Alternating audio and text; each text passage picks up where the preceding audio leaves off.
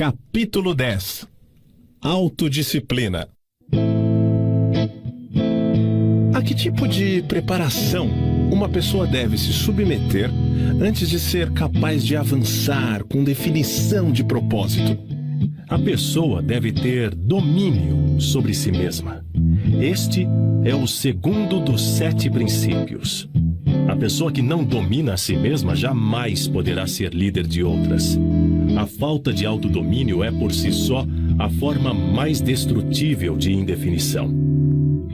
Por onde uma pessoa deve começar quando ela quer iniciar um controle sobre si mesma? Dominando os 3 apetites responsáveis pela maior parte da falta de autodisciplina das pessoas. Os 3 apetites são o desejo por comida, o desejo pela expressão do sexo e o desejo de expressar opiniões imprecisas.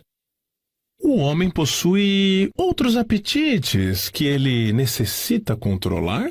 Sim, muitos outros. Mas esses 3 são os que devem ser conquistados primeiro. Quando um homem torna-se mestre desses 3 desejos, ele desenvolveu autodisciplina o suficiente para conquistar todos aqueles desejos de menor importância. Mas esses desejos são naturais. Eles devem ser satisfeitos se a pessoa está saudável e feliz. Tenha certeza de que eles são desejos naturais, mas eles também são perigosos, porque as pessoas que não possuem autodomínio possuem uma tendência a se alienarem nesses desejos, tornando-os vícios. O autodomínio contempla um controle suficiente, tal que todos os desejos podem ser satisfeitos de forma a cumprir com as necessidades básicas, alimentando o corpo com o que é necessário e segurando aquilo que é excesso. O seu ponto de vista é tanto interessante quanto educacional. Descreva os detalhes pelos quais eu possa entender como e em quais circunstâncias as pessoas se excedem nos seus desejos. Pegue o desejo por comida, por exemplo. A maioria das pessoas é tão fraca na autodisciplina que enche o estômago com combinações de alimentos altamente ricos, que por sua vez satisfazem o gosto, mas fazem com que os órgãos da digestão e da eliminação trabalhem em excesso. Eles colocam em seus estômagos tanto quanto quantidade, quanto combinações de comidas as quais a química do corpo somente consegue descartar, convertendo a comida em toxinas venosas. Esses venenos entopem e ficam estagnados no sistema excretor do organismo até o momento em que ele diminui o trabalho do organismo na eliminação dessa matéria de sobra. Após um tempo, o sistema gastrointestinal para de funcionar de forma saudável e a vítima acaba tendo o que se chama de constipação. A partir daí, ela está pronta para ir para o hospital. A autointoxicação pelo sistema gastrointestinal leva a máquina do cérebro a tornar-se algo como uma massa disforme. A vítima, então, fica lenta nos seus movimentos físicos e mentalmente irritada e irrequieta. Se essa pessoa pudesse dar uma olhada e pudesse sentir o cheiro do seu sistema gastrointestinal, ela teria vergonha de se olhar no espelho. Os sistemas excretores das cidades não são os lugares mais agradáveis, quando eles tornam-se sobrecarregados ou entupidos. Mas eles são limpos e suaves quando comparados ao sistema gastrointestinal, quando está sobrecarregado ou constipado. Essa não é uma história bonita para ser associada ao ato agradável e necessário de comer, mas as coisas são como são. E neste caso, conclui-se que comer em demasia e combinar alimentos de forma errada é o que causa a autointoxicação. As pessoas que comem sabiamente e mantêm os seus sistemas excretores limpos dificultam o meu trabalho, porque um sistema intestinal em perfeito funcionamento significa um corpo saudável e um cérebro que funciona de forma apropriada. Imagine, se a sua imaginação consegue chegar a tal ponto, como qualquer ser humano poderia mover-se com definição de propósito com seu sistema intestinal com uma quantidade mortal de veneno o suficiente para matar 100 pessoas se fosse injetado diretamente na corrente sanguínea. E todo esse problema é o resultado da falta de controle sobre o apetite por comida? Bem, se você deseja ser absolutamente correto, deveria dizer que comer de forma inapropriada é a grande responsável pela grande maioria das doenças do corpo e praticamente todas as dores de cabeça. Se você quer prova disso, selecione 100 pessoas que sofrem com enxaqueca e dê a cada uma delas uma lavagem intestinal completa, com um grande enema. E observe que não menos do que 95 das dores de cabeça desaparecerão dentro de alguns minutos, após os seus intestinos terem sido liberados. Porque tudo o que você diz sobre o trato intestinal, tenho a impressão de que o domínio sobre o apetite físico por comida significa também o domínio sobre o hábito de negligenciar e manter os intestinos limpos. Isso está correto? Sim, isso é verdade. Tão importante quanto eliminar o lixo do organismo e as porções não utilizadas de comida é ingerir as quantidades corretas, bem como as combinações adequadas de alimentos. Nunca pensei na autointoxicação como sendo um dos seus instrumentos para controlar as pessoas. E estou totalmente chocado em saber quantas pessoas são vítimas desse sutil inimigo. Vamos ouvir o que você tem a dizer desses outros 2 desejos. Bem, vamos falar do desejo por sexo. Essa é uma forma com a qual controlo os fracos e os fortes, os velhos e os jovens, os ignorantes e os sábios. Na verdade, domino todos aqueles que negligenciam em dominar o desejo por sexo. Como se pode dominar a emoção do sexo? Pelo simples processo de transmutar essa emoção em alguma forma de atividade que não seja a cópula. Sexo é uma das grandes forças que motivam os seres humanos. Devido a esse fato, ela também é uma das forças mais perigosas. Se os seres humanos conseguissem controlar os seus desejos por sexo e os transmutassem em uma força propulsora pela qual eles conseguissem utilizar em suas ocupações, ou seja, se eles gastassem no seu trabalho metade do tempo que eles perdem à procura de sexo, eles nunca conheceriam a pobreza. Pelo que eu estou entendendo, quer dizer que existe uma relação entre sexo e pobreza? Sim, onde o sexo não está sob controle. Se for permitido ao sexo mover-se em seu curso natural, ele rapidamente levará a pessoa ao hábito da alienação. Existe alguma relação entre sexo e liderança? Sim, todos os grandes líderes, em todos os caminhos da vida, são altamente sexuados, mas eles seguem o hábito de controlar os seus desejos por sexo, transformando-os em uma força propulsora que os motiva nas suas ocupações. O hábito da indulgência no sexo é tão perigoso quanto o hábito de utilizar drogas ou bebidas? Não há diferença entre esses hábitos. Ambos levam para o controle hipnótico através do hábito da alienação. Por que o mundo olha para o sexo como algo vulgar? Devido ao abuso vulgar que as pessoas fizeram dessa emoção, não é o sexo que é vulgar, é o indivíduo que negligencia ou se recusa a controlá-lo e guiá-lo.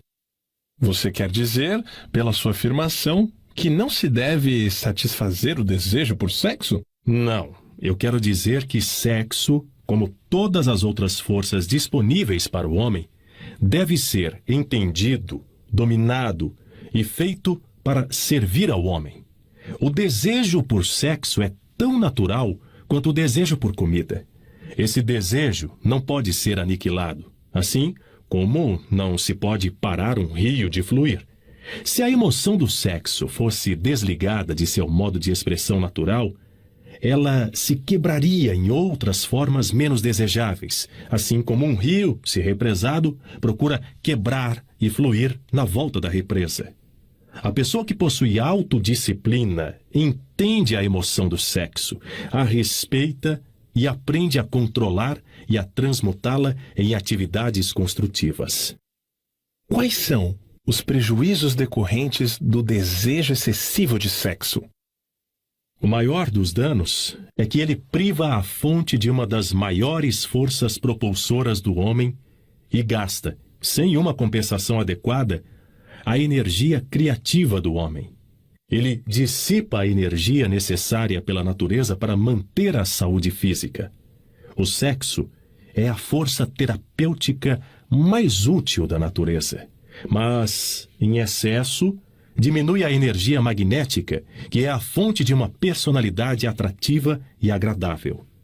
Ele remove o brilho dos olhos e acaba gerando discórdia no tom de voz de uma pessoa. Destrói o entusiasmo, acaba com a ambição e leva, inevitavelmente, para o hábito da alienação em todos os assuntos. Eu gostaria que você respondesse a minha questão de outra forma, dizendo-me quais os fins benéficos que a emoção do sexo pode trazer, se for dominada e transmutada. O sexo controlado fornece a força magnética que atrai as pessoas uma para a outra. É o fator mais importante de uma personalidade agradável. Ele dá qualidade ao tom de voz e capacita uma pessoa a conseguir, através da voz, incitar um sentimento desejado.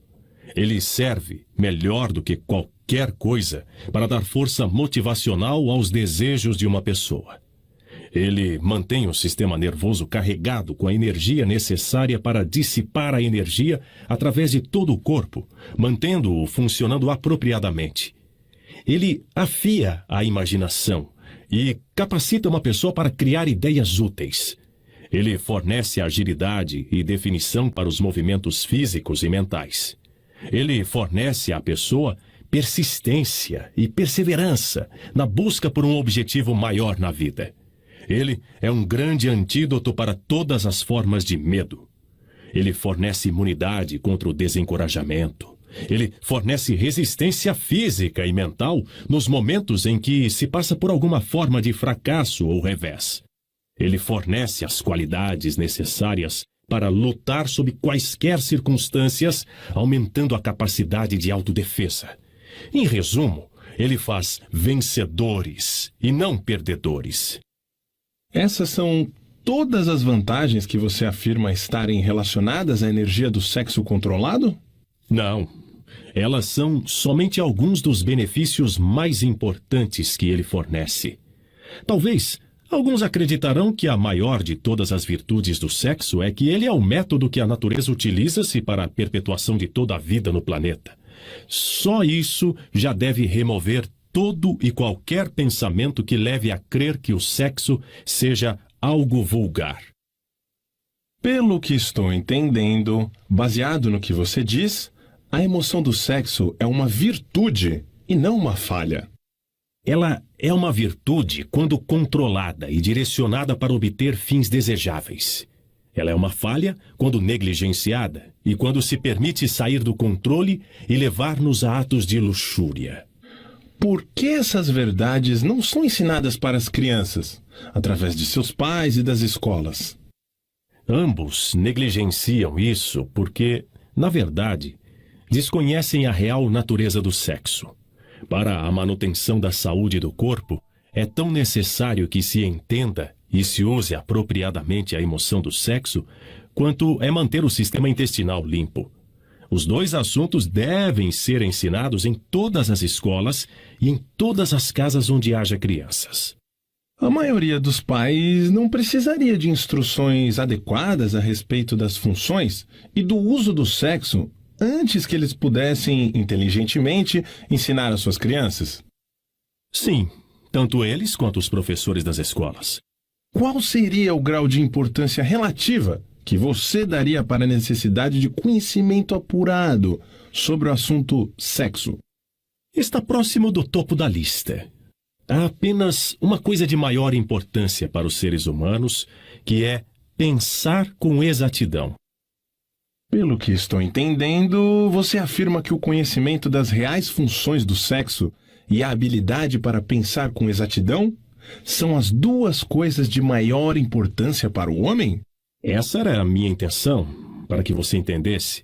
Pensar com exatidão vem primeiro, porque é a solução para todos os problemas do homem, a resposta para todas as suas orações, a fonte da opulência e de todas as possessões materiais.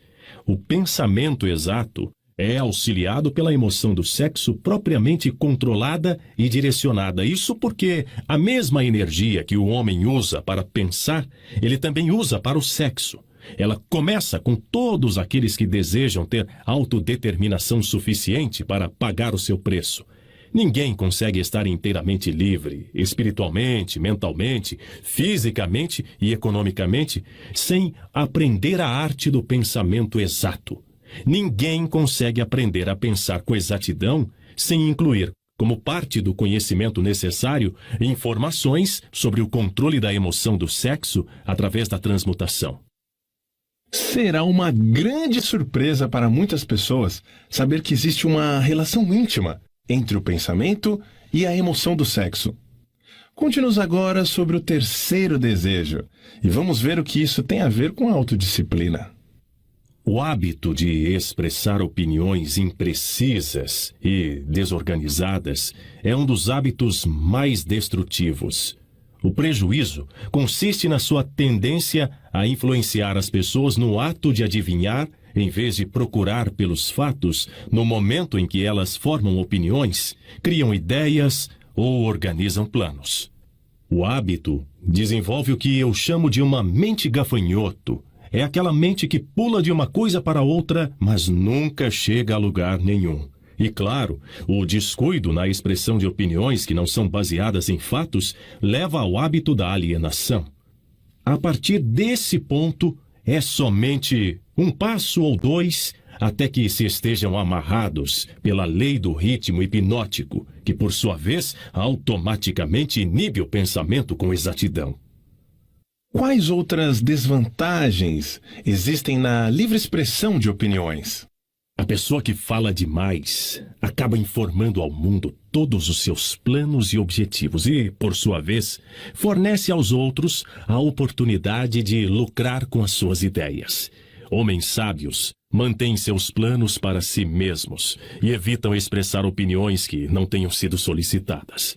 Isso previne que outros possam apropriar-se de suas ideias, bem como dificulta o acesso de outros aos seus planos, diminuindo assim as interferências desnecessárias. Por que tantas pessoas insistem no hábito de expressar opiniões não solicitadas? Esse hábito, na verdade, inclui em si mesmo um modo de expressar egocentrismo e vaidade.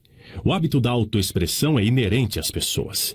O motivo por trás do hábito é atrair a atenção de outros e impressioná-los favoravelmente. Na verdade, ele possui justamente o efeito contrário. Quando aquele que se convida a falar atrai a atenção, geralmente ele atrai para si condições desfavoráveis. Sim. Quais são as outras desvantagens desse hábito? A pessoa que insiste em falar demais raramente tem a oportunidade de aprender ouvindo outros. Mas não é verdade que um orador que possua uma aura magnética normalmente coloca-se no caminho da oportunidade para beneficiar a si mesmo, atraindo a atenção de outros através do poder da sua oratória? Sim, um orador que possua o dom da fala realmente possui um ativo de tremendo valor na habilidade de impressionar as pessoas pelo seu discurso. Mas não consegue fazer o melhor uso desse ativo se forçar o seu discurso em pessoas que não solicitaram a sua fala. Nenhuma outra qualidade acrescenta mais à personalidade de uma pessoa do que a habilidade de falar com emoção, força e convicção. Mas um orador jamais deve impor o seu discurso sobre outros sem ter sido convidado a fazê-lo. Há um velho ditado que diz que nada vale mais do que o seu verdadeiro custo. Isso se aplica tanto para a livre expressão de opiniões que não são bem-vindas, quanto para as coisas materiais. E sobre as pessoas que expressam as suas opiniões de forma voluntária através da escrita? Elas também sofrem da falta de autodisciplina?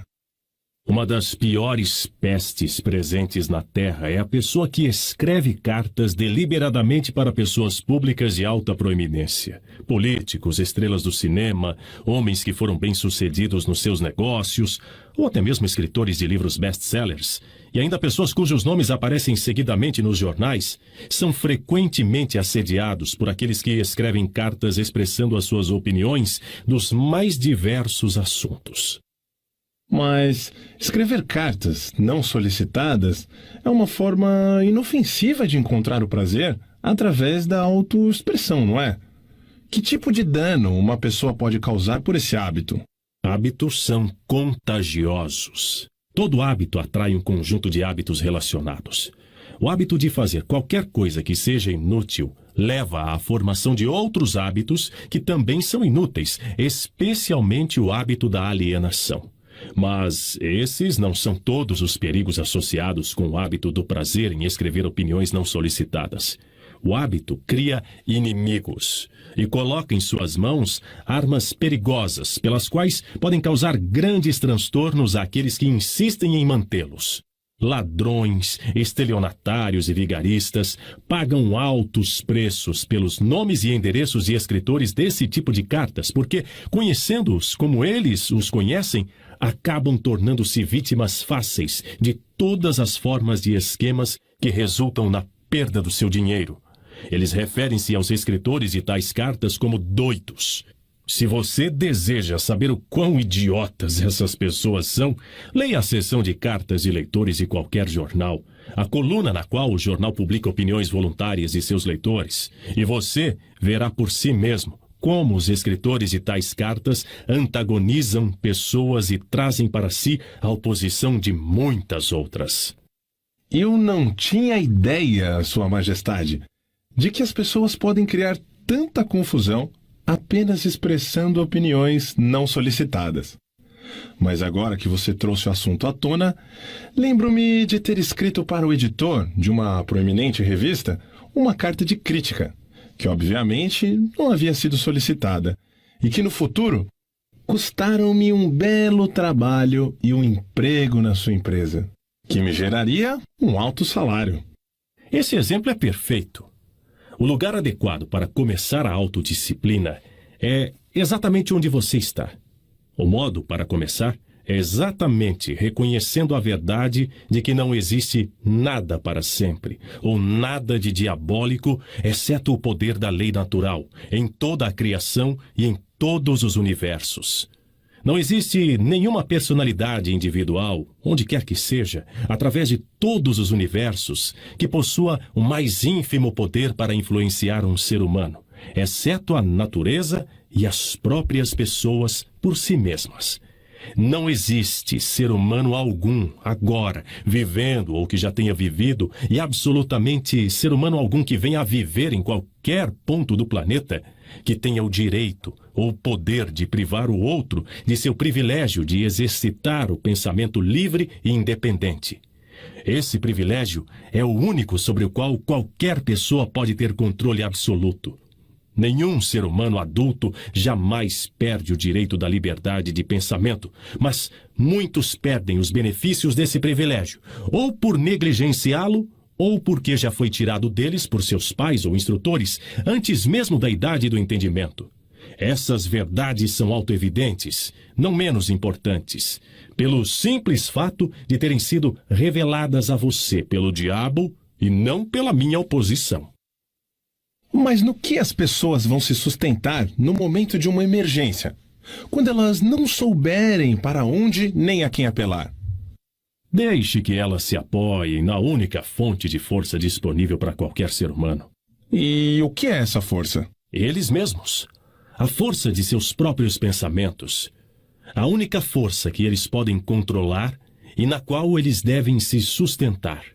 A única força que não pode ser nunca pervertida, modificada, mexida e falsificada por outros seres humanos mal intencionados.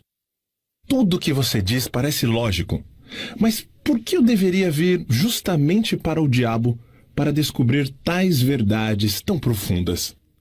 Vamos voltar para os 7 princípios. Você revelou informação suficiente que mostra claramente que o segredo de como quebrar o poder do ritmo hipnótico está justamente embutido nos 7 princípios. Você mostrou também que o mais importante de todos esses princípios é a autodisciplina. Agora, vá em frente e descreva os outros 5 princípios que você ainda não mencionou. E indique quais as suas funções para auxiliar uma pessoa a adquirir a autodisciplina. Primeiro, deixe-me resumir essa parte da minha confissão revelada até o presente momento. Eu lhe contei francamente que meus 2 instrumentos mais efetivos para dominar os seres humanos são o hábito da alienação e a lei do ritmo hipnótico. Mostrei a você que se alienar não é uma lei natural, mas um hábito feito pelo homem que o leva, por sua vez, a submeter-se à lei do ritmo hipnótico. Os 7 princípios são os meios pelos quais o homem pode quebrar o padrão do ritmo hipnótico e assumir novamente o controle de sua própria mente. Como você pode ver, dessa forma, os 7 princípios são os 7 passos que levam as vítimas do ritmo hipnótico a abrir a fechadura de suas prisões autoimpostas. Os 7 princípios são a chave mestra que abre as portas para a autodeterminação espiritual, mental e econômica. Isso é verdade? Sim, essa é outra forma de dizer a verdade.